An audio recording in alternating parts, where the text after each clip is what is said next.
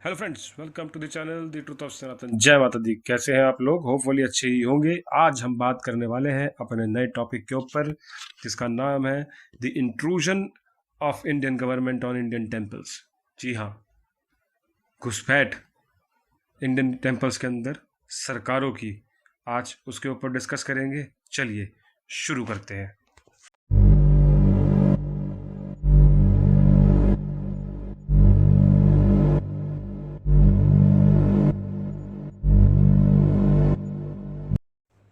अब बात करते हैं इंडियन टेम्पल्स की हिस्ट्री के बारे में।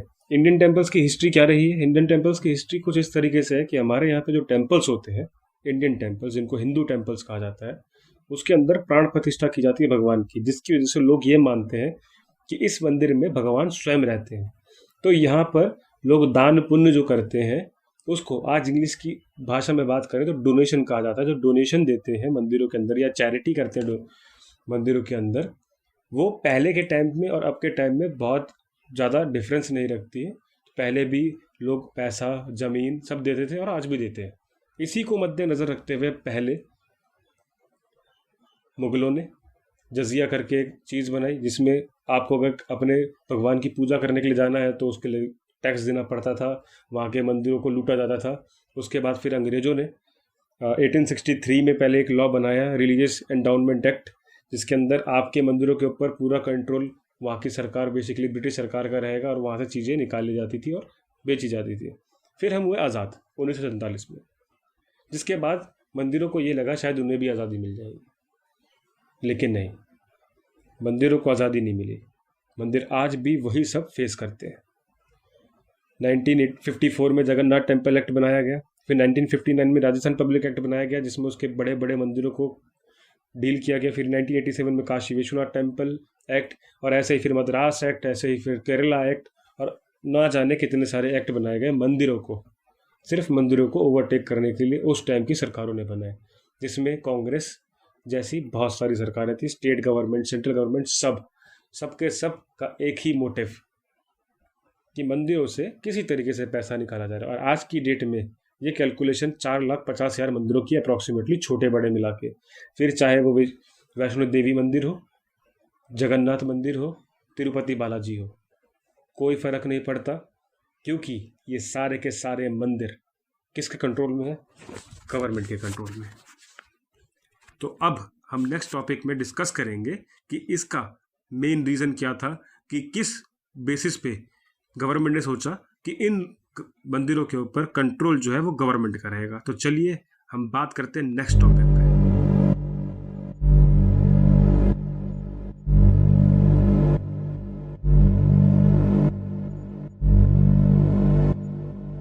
इंडियन गवर्नमेंट ने दो रीजंस या दो एस्पेक्ट्स के ऊपर इन सारे मंदिरों के ऊपर अपना कंट्रोल किया। वो थे मिसमैनेजमेंट ऑफ फाइनेंस या एसेट्स। एसेट्स का जो भी है वो मिसमैनेजमेंट होगा, कि इतना सारा पैसा आएगा, कौन दबा जाएगा, कौन खा जाएगा, सही जगह लगेगा या नहीं लगेगा, इस चीज़ का ध्यान रखने के चक्कर में। और दूसरी चीज़ जिसको कहते हैं कि अनटचेबिलिटी वापस आ जाएगी। अब मैं इन दोनों बेसिस को कंपेयर करता हूँ आज के सिनेरियो के हिसाब से, या कहें जब हमारा देश आज़ाद हुआ था और हमारे पास संविधान आया था उसके हिसाब से।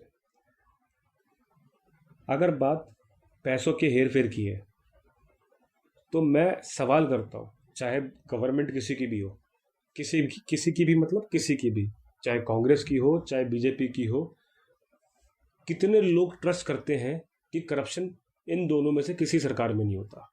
एसएसपी में नहीं होता, एसपी में नहीं होता, बीएसपी में नहीं होता। कौन सी गवर्नमेंट है जिसमें करप्शन नहीं होता? अगर गवर्नमेंट में ही करप्शन है, तो मैं कैसे मान लूँ कि वो मेरे मंदिरों में करप्शन नहीं कर रहे? पहली चीज़ तो इनका पहला रीज़न तो यहीं पे नल एंड वॉइड हो जाता है, कि जब तुम खुद करप्ट हो तो तुम्हारी क्या क्रेडिबिलिटी कि तुम सामने वाले का करप्शन रोकोगे।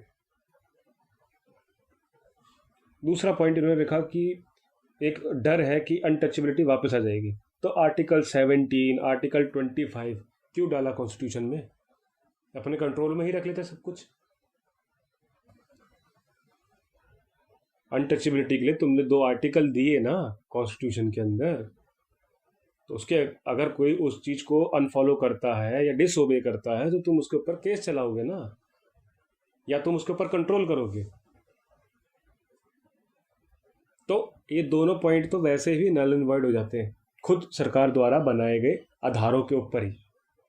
लेकिन इसका जो मेन रीज़न मुझे बाद में समझ में आया, जो सर्वे के बाद पता चला, तो उससे ये पता चला कि बेसिकली मुद्दा इन दो चीज़ों का नहीं था। मुद्दा था कि सरकार को पैसा चाहिए उड़ाने के लिए, अपने वोट बैंक बढ़ाने के लिए, फिर चाहे वो बीजेपी की हो, चाहे कांग्रेस की हो, चाहे एसपी हो, बीएसपी हो, आम आदमी पार्टी हो, ABCD जो भी पॉलिटिकल पार्टी है, उनका सिर्फ एक ही मोटिव है, किस तरीके से वोट बैंक बढ़ाया जाए।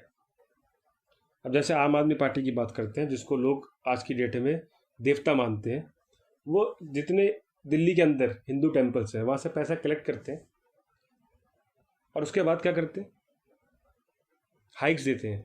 किनको? इमाम्स को, मस्जिदों के हेल्पर्स को, चर्चों के पादरियों को, चर्चों के हेल्पर्स को। और इंडियन टेम्पल्स के लिए क्या किया आज तक? यही सन्नाटा जो है ना, यही जवाब है, कुछ नहीं। ऐसे ही 2016 में कांग्रेस पार्टी ने 10 करोड़ रुपए क्रिश्चियनिटी को फैलाने के लिए लगाए, उस पैसे को यूज़ करके, उस ज़मीन को यूज़ करके जो इन्हें वहाँ के मंदिरों से मिली। ये साउथ की बात कर रहा हूँ। फिर के चंद्रशेखर राव जी ने 1 लाख रुपए 200 चर्चों को बांट दिए क्रिसमस पे 2019 में, उसी पैसे से जो साउथ के मंदिरों से आए। जगन्नाथ रेड्डी ने 500 रुपये पर मंथ हर पादरी को दिए, हर पादरी को, जो उनके जोन में था। किस पैसे से? इसी पैसे से। तो बेसिकली जो मिसयूज हो रहा है इस पैसे का, वो कौन कर रहा है? जो इनके पास ज़मीन है वो कौन कर रहा है? वो ये पॉलिटिकल पार्टीज कर रही है, जो ये कहती हैं कि हम कंट्रोल इसलिए रखते हैं ताकि वहाँ पर मिसयूज ना हो। अरे भैया, पैसा हमारा, मंदिर हमारा, तो फिर हमें कहाँ यूज़ करना है ना, वो डिसीजन भी हमारा ही होगा ना। अब लोग क्वेश्चन क्रेज करते हैं कि कोरोना के टाइम पे मंदिरों ने क्या किया। अरे मंदिर क्या करेंगे? मंदिरों का पैसा मंदिरों के पास है क्या? मंदिरों का पैसा तो सरकार के पास है। चलो एक चीज़ और समझाता हूँ आपको। हमारे जितने मंदिर हैं इनमें बहुत पुरानी पुरानी मूर्तियाँ हैं। मैं सिर्फ 2002 से लेकर 2006 तक की बात करूँ, ये डाटा जब मैंने निकाला तो 2002 से 2006 का एक रॉ डाटा निकाला था। इसमें 1200 मूर्तियाँ, एंटीक मूर्तियाँ मंदिरों से या तो गायब हो गई या फिर रिप्लेस की गई हैं नकली मूर्तियों से। ये खरीद फरोख्त चलती है मूर्तियों की, और बहुत बड़े पैमाने पे। एक एक मूर्ति की कीमत, अगर आप मार्केट में जाओ, उस एक एक मूर्ति की कीमत जो आज से 800 साल पहले रखी गई थी मंदिरों के अंदर, कम से कम 10 करोड़ से कम नहीं है, और वो इंटरनेशनल मार्केट में बिकती है। तो इन मूर्तियों का हिसाब कौन देगा? आज़ादी से लेकर आज तक बीजेपी की सरकार तक कम से कम नहीं तो मोटा मोटी 1.5 लाख के आसपास हमारे यहाँ से एंटी क्राफ्ट्स गायब हुए हैं। उसका हिसाब कौन देगा? जो इन मंदिरों से एंटीक चीज़ें गायब हुई, उनका हिसाब कौन देगा? तो ये एक मेन रीज़न है बेसिकली जो मेरी नज़रों में है कि क्यों ये कंट्रोल छोड़ा नहीं जा रहा। अब सवाल उठता है कि फिर इसके लिए हम लोगों ने क्या किया। तब नेक्स्ट टॉपिक उसी पे कि हमने क्या किया।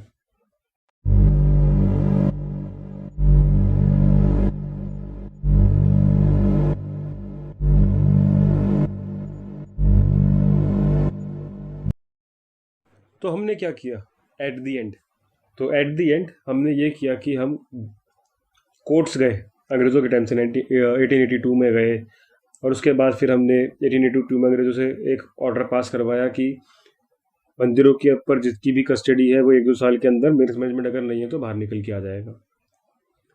फिर हम अपने सारे के सारे मंदिरों के लिए आज़ादी के बाद फिर से एक आज़ादी की लड़ाई लड़ने लगे, और उसके बाद फिर हमने कुछ ऑर्डर पास करवाए। लेकिन उन ऑर्डर्स को भी लोगों ने अपनी एक धारणा के हिसाब से घुमाया। कैसे? अब हम श्रीनिवास मठ ऑर्डर उठाते हैं, उस ऑर्डर के हिसाब से कि जैसे ही आप मैनेजमेंट, जो भी मिसमैनेजमेंट है उसे फिक्स करेंगे, आप मंदिर को छोड़ देंगे, आप मठ और मंदिर को छोड़ देंगे। तो सरकार ने क्या उसमें ऑप्शन निकाला होगा, आप अंदाजा लगा सकते हैं कि ये जो है ये सिर्फ उन मंदिरों के लिए है जो रूल किए जाते हैं मठ द्वारा।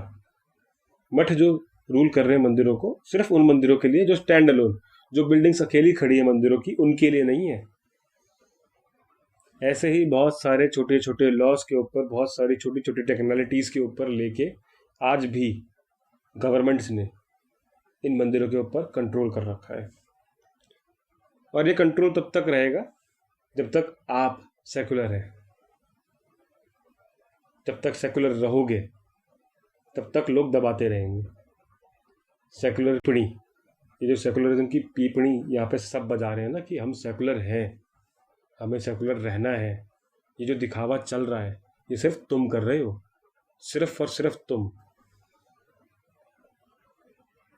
और कोई नहीं कर रहा है। किसी में हिम्मत किसी मस्जिद पे कंट्रोल कर ले, है किसी में हिम्मत किसी चर्च पे कंट्रोल कर ले?